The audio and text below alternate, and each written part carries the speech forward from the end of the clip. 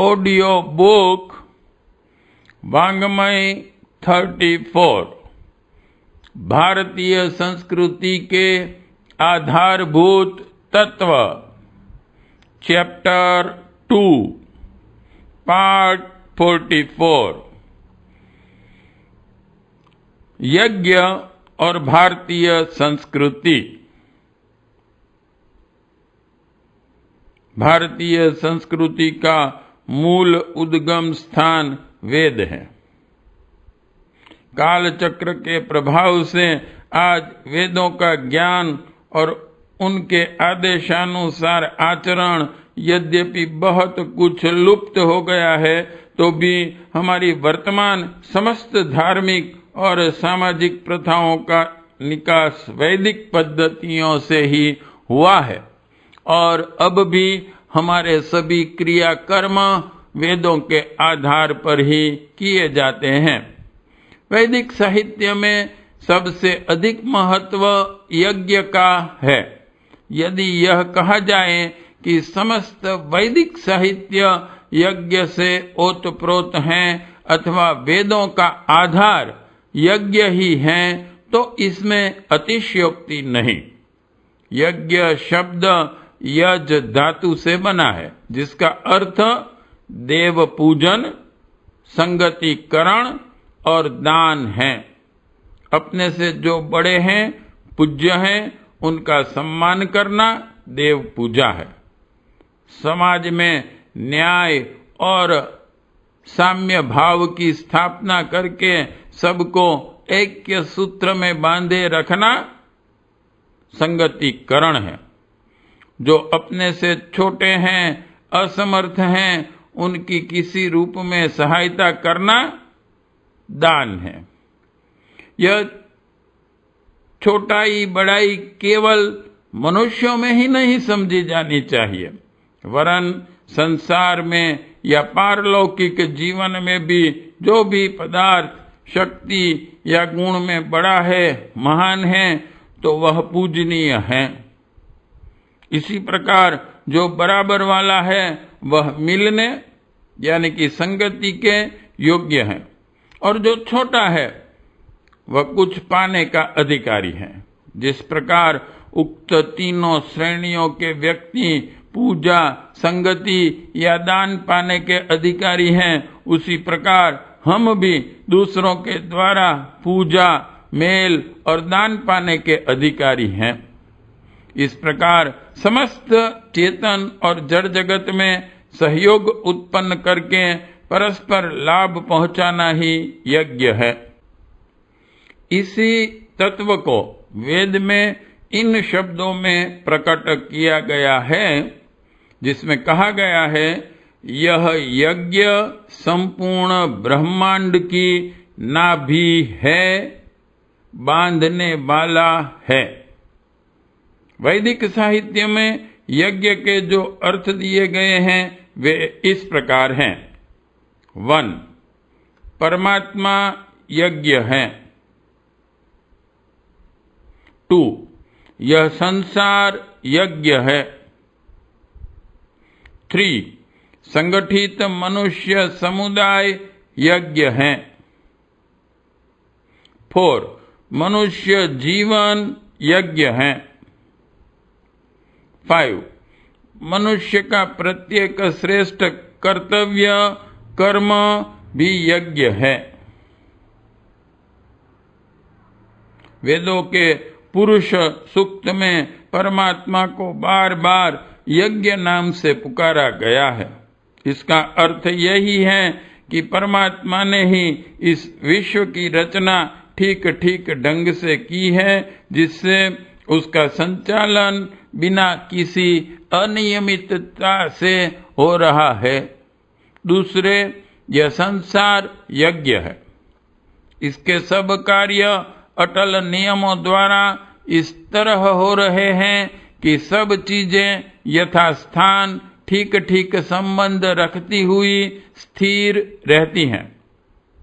जिस तरह संसार एक बड़ा यज्ञ है, उसी प्रकार मनुष्य जीवन भी अपने अनुपातानुसार एक यज्ञ ही है। इसका उद्देश्य यह है कि मनुष्य अपनी भीतरी बाहरी सब वस्तुओं में मेल मिलाए रहे और संसार के साथ भी उचित संबंध स्थिर रखें। इस विवरण से ज्ञात होता है कि प्राचीन काल में यज्ञ किसी विशेष साधना या जंत्र मंत्र की तरह नहीं समझे जाते थे, वरन वे मनुष्य जीवन का एक स्वाभाविक अंग थे। यज्ञों के जो विभाग किए गए थे उनमें से कुछ ऋतुओं के आधार पर थे, कुछ मनुष्यों के कर्तव्य कर्म को दृष्टिगोचर रखकर नियत किए गए थे और कुछ राष्ट्रीय व्यवस्था से संबंध रखते थे। इस प्रकार आर्थिक, सांस्कृतिक और राजनैतिक समस्याओं की पूर्ति के लिए जो सामुदायिक और सामाजिक कार्य किए जाते थे वे यज्ञों के रूप में ही किए जाते थे। इस प्रकार भारतीय समाज और संस्कृति का रूप ही यज्ञमय था। गोपथ ब्राह्मण में इन यज्ञों के जो नाम और क्रम मिलते हैं, इससे यह बात स्पष्ट जान पड़ती है। 1. अग्निहोत्र। अग्नि के लिए संध्या समय और सूर्य के लिए प्रातः काल जो हवन किया जाता है वह अग्निहोत्र। 2. दर्श पूर्णमास। अमावस्या और पूर्णिमा के दिन के हवन को दर्श पूर्णमास कहते हैं। 3. चातुर्मास्य। फाल्गुनी पूर्णमासी, आषाढ़ी पूर्णमासी और कार्तिकीय पूर्णमासी को जो यज्ञ किए जाते हैं वे चातुर्मास्य कहलाते हैं। 4. आग्रहापण अथवा नवसस्यष्ठी। उत्तरायण और दक्षिणायन के आरंभ में जो यज्ञ होते थे वे नवसस्यष्ठी कहलाते थे। 5. अग्निष्टोम। जो प्रतिवर्ष बसंत में वार्षिक यज्ञ किया जाता है वह अग्निष्टोम है। 6. पितृयज्ञ। पुत्र की प्राप्ति और पितरों को संतुष्ट करने के निमित्त पितृयज्ञ आवश्यक है, यही पुत्र कामोष्ठी है। 7. पंच महायज्ञ। जो आतीर्थियों और असमर्थों की सेवार्थ सदैव किए जाते हैं। 8. राजसूय और अश्वमेध यज्ञ। राजसूय से ही राजा होता है, यह राजगद्दी के समय का यज्ञ है। सब छोटे राजाओं को अधीन करके एक सुस्थिर साम्राज्य की स्थापना करना अश्वमेध का उद्देश्य है। वेद में कहा गया है, राष्ट्र वे अश्वमेधः तस्माद्राष्टि अश्वमेधेन यजेत। अर्थात राष्ट्र ही अश्वमेध हैं, इसलिए सम्राट अश्वमेध करें। 9. गोमेध। पृथ्वी को उर्वरा बनाना, कृषि योग्य नई भूमि तैयार करना गोमेध का उद्देश्य है। आदरणीय हमारे ऑडियो बुक सुनने वाले सत्संगी, प्रत्येक यज्ञ को इस बुक में एक पार्ट का नंबर दे दिया गया है। तो प्रत्येक यज्ञ 3-4 लाइन की ही होते हुए भी इस समझूती को उन्होंने नंबर दे दिए हैं। पार्ट 45, पार्ट 46 से लेके अप टू 53 गोमेध यज्ञ तक। तो इसे एक ही साउंड ट्रैक में हमने ले लिया है। तो आगे हम 53 पार्ट को कंटिन्यूटी में ले रहे हैं। Thank you.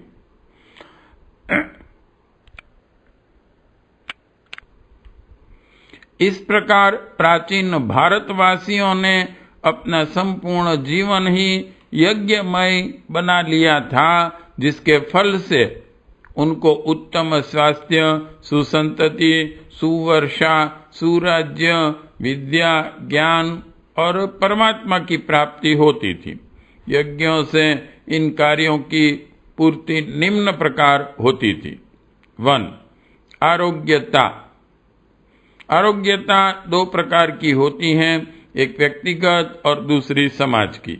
जुकाम, बुखार, दस्त और शरीर पीड़ा आदि मौसमी तथा चेचक, हैजा, प्लेग आदि संक्रामक बीमारियां ऐसी होती हैं जो सब पर एक साथ आक्रमण करती हैं।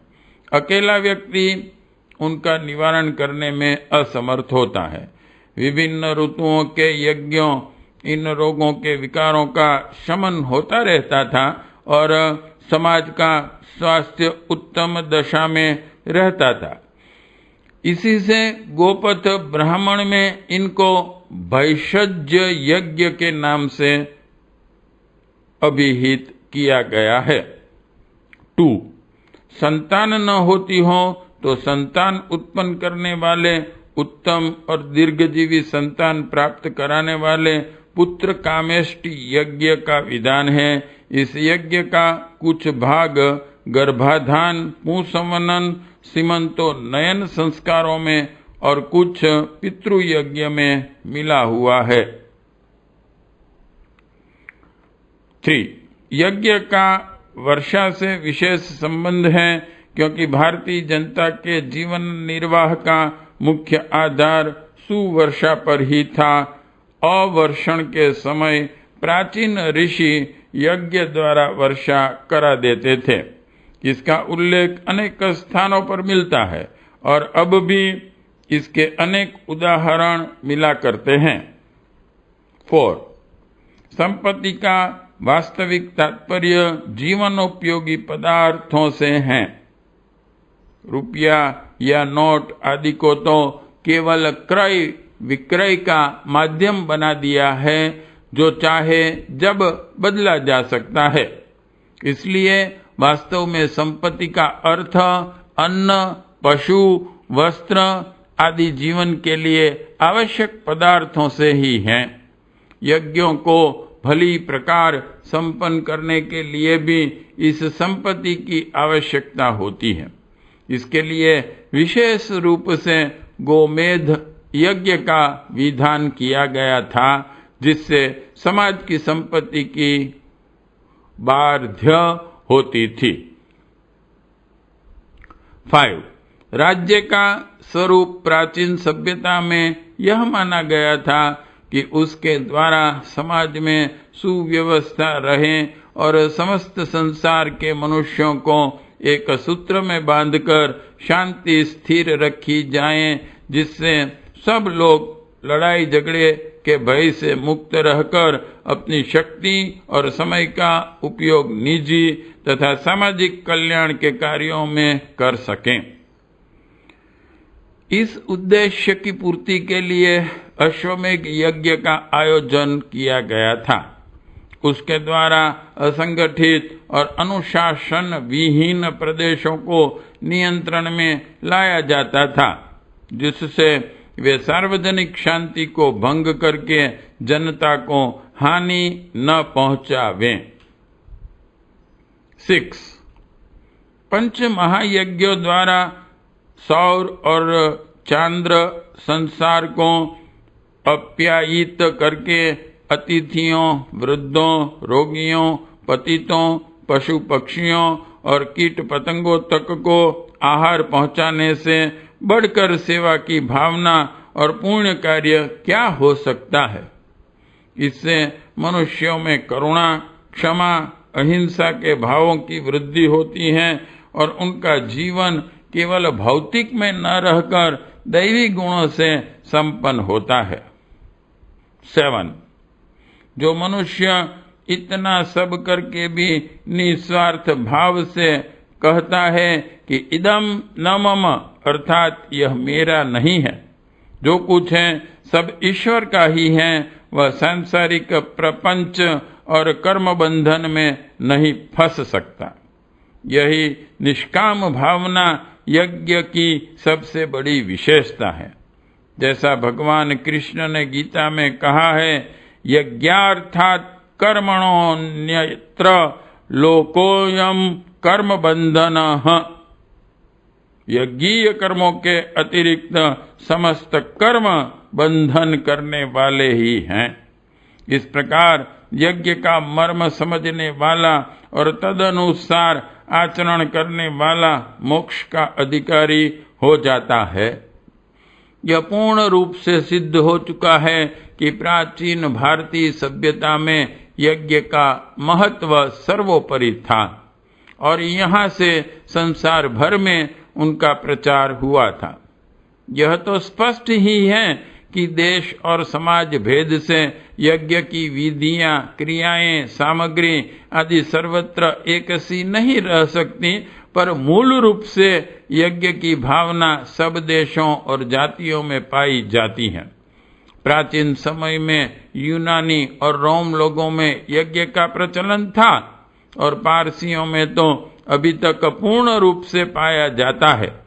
जैनिया और बौद्धों में भी धूप दीप यज्ञ का ही सूक्ष्म रूप है। यहूदी, ईसाई, मुसलमान आदि सेमेटिक जातियों में भी धूप बत्ती, लोबान आदि जलाने की प्रथाएं पाई जाती हैं। चीन वाले यज्ञ को धोम कहते हैं, जो होम का ही बिगड़ा हुआ है। मिस्र के प्राचीन निवासियों और अमेरिका के रेड इंडियन लोगों में भी यज्ञ की प्रथा पाई जाती थी। इससे यह सिद्ध होता है कि यज्ञ मनुष्य जाति का मूल धर्म रहा है और उसका प्रचलन भारतीय आर्यों द्वारा ही सर्वत्र हुआ है। जब तक यहाँ के निवासी यज्ञ के विज्ञान को समझते रहे और उसका पालन करने में दृढ़ रहें, तब तक यह देश संसार का मुकुटमणि बना रहा और जगत गुरु के पद पर प्रतिष्ठित रहा।